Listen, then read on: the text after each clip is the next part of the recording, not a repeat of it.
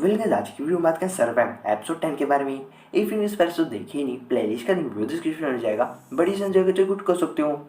जिसकी स्टार्टिंग होती है एक सवाल से, मेरी लाइफ का मतलब क्या है, या फिर मैं किसी और बंदे की ज़िंदगी जी रहा हूँ। फ्लैशबैक दिखाया जाता है लोलेस के पहले वाले मास्टर, जो कि एक एक्ट्रेस थी, नल्ली सी बंदी, लेकिन एक दिन पियानो कॉन्सर्ट में गया जहाँ पे से पहली बार देखा था, तू ही मेरा एंजल है। ये इसे देखने के बाद अपनी एक्ट्रेस बंदी को जाके मारा और शो ऐसे कर दिया जैसे कि एक एक्सीडेंट हुआ था, कार ने खंबे में जाके पीटा। लेकिन बात किया तो करंट टाइम में जहाँ पे दीवार तोड़ते हुए लिटाया था।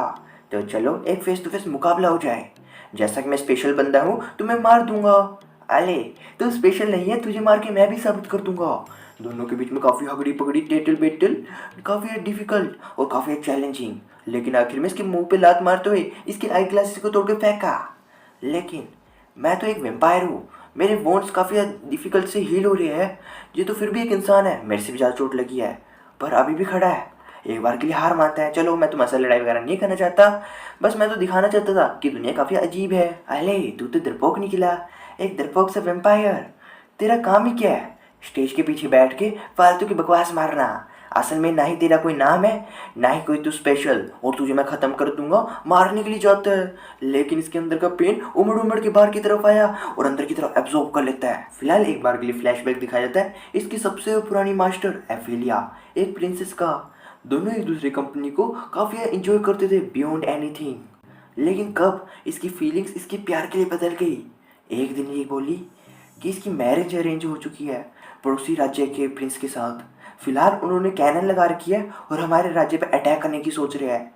और इस चीज़ को शांत करने एक ही तरीका है, अगर मैं उसके शादी कर लेती हूँ। एक बार के लोलेस कहता है, अबे बावलीपन ना कर, मैं तुम्हारी मदद कर सकता हूँ, तुम्हें कुछ चाहिए हम दोनों यहाँ से भाग जाएंगे, तुम्हारी फ्रीडम होगी। लेकिन नहीं, मुझे मेरी लाइफ की परवाह नहीं है, मैं तो सिर्फ और सिर्फ पीस चाहती हूँ। और ये चाहती हूँ अगर दोनों के दोनों देश एक बन जाए तो लड़ाई झगड़ा नहीं होगा, चारों तरफ हार्मनी होगी। और हम दोनों के रिलेशनशिप को तुम यह छुपा के रखना, किसी के सामने नहीं आना चाहिए। जो कि याद दिलाने वाला था कि किस तरह से सोल्जर्स ने ला के फेंटा था, टांग रखा था दरवाजे के बाहर, और पहली बार इससे मुलाकात हुई। Really quite memorable. जैसा कि प्रिंसेस और प्रिंस की शादी हो चुकी, लेकिन हारमोनी चारों तरफ की नहीं थी।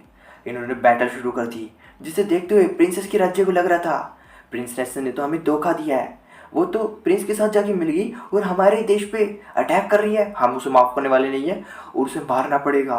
इन द सिमिलर मैनर लोलेस ने सुना प्रिंसेस के पास जाके कहते हैं, अफीलिया हम दोनों को यहाँ से भागना पड़ेगा तुझे प्रोटेक्ट करने के लिए, नहीं तो तुझे तेरी लाइफ कुर्बान करनी पड़ेगी।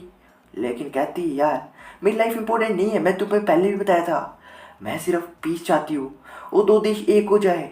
लेकिन अगर मैं मर जाती हूँ शायद से पॉसिबल है। काफ़ी इमोशनल होते हैं, तुम्हें रोना नहीं है चाहे मुझे कुछ भी हो जाए, और पीछे बैठ के सारा तमाशा देखना है। अगला दिन हुआ। फिलहाल ये मेरी ज़िंदगी सेक्रीफाइस करने वाली हूँ ताकि चारों तरफ पीस हो और फ्यूचर में हारमोनी की उम्मीद करी जा सके। सिमिलर मैनर ये दलाल इसकी मुंडी को काट देता है, जो कि काफ़ी इमोशनल था और आंसू रोकने वाला नहीं था। उसकी याद में बनाया गया एक स्टैचू ऑफ पीस, और यह जोक सारा टाइम वही रहा करता था और काफ़ी इमोशनल। तुम्हारे जाने से चाहो हैप्पीनेस ही चली गई है। अचानक से एक दिन चुटकू सा बच्चा आया कि लैडर आया था C3 का, एंड बदले में स्लीपी ऐश ने एक मीटिंग ऑर्गेनाइज करी है ताकि तुम सबके ओपिनियन ले सके। वहाँ पे जाके लोलेस बोला, अभी तू पागल हो गया, उस बंदे वो हमारा क्रिएटर है जिसने हमें बनाया है, तू उसे जाके मार देगा। डेथ पीस से रिलेट कर ही नहीं सकती, डेथ से किसी को पीस हो ही नहीं सकती। लेकिन ऐश कहता है नहीं, मैं उसे इसलिए नहीं मार रहा हूँ क्योंकि मैं उसे नफरत करता हूँ, कुछ और चक्कर है। मैं जानना चाहता था आखिरकार स्लोथ उसे मारने के लिए क्यों गया, पर जैसा कि मैं वापस से आया था यहाँ पे भी सब कुछ खत्म हो चुका था। वो पीस की मूर्ति वो भी खत्म। एफिलिया तूने कहा था कि मैं रोऊंगा नहीं, नहीं मैं रो नहीं रहा, हंस रहा हूँ, डांस करने की कोशिश, बिकॉज ये दुनिया मीनिंगलेस है। और आखिर में इसका स्टैचू भी खा जाता है क्योंकि हम इस दुनिया के एक्टर हैं जो कि अपना शो दिखा के यहाँ से चले जाएंगे।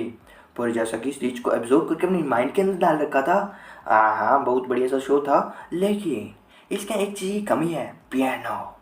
बिकॉज मैंने मेरे दोस्त को वादा किया है कि मैं उसके साथ हमेशा रहूँगा। वो मेरे दिमाग में मुझे दिखाई देता है, कानों में उसकी आवाज़ सुनाई देती है, एंड उसके लिए गाना बजाना बनता है, एक सैड सा म्यूज़िक जो किसी याद दिलाने वाला था। एफिलिया काफ़ी इमोशनल, एंड इसके मन में यही था, मैं तुम्हें मरने नहीं दूंगा। और मुझे अभी तो सवाल भी पूछना स्लीपी आइज से कि उसने उस बंदे को क्यों मारा।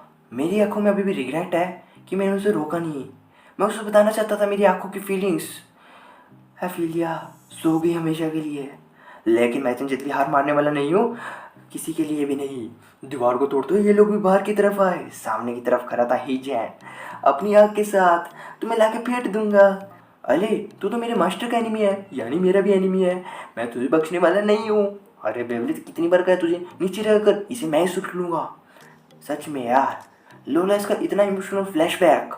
पर देखना बनता अगले एपिसोड कि क्या बनेगा आगे। जल्दी आएगा मेरे चैनल पे। तब तक के लिए बाय बाय।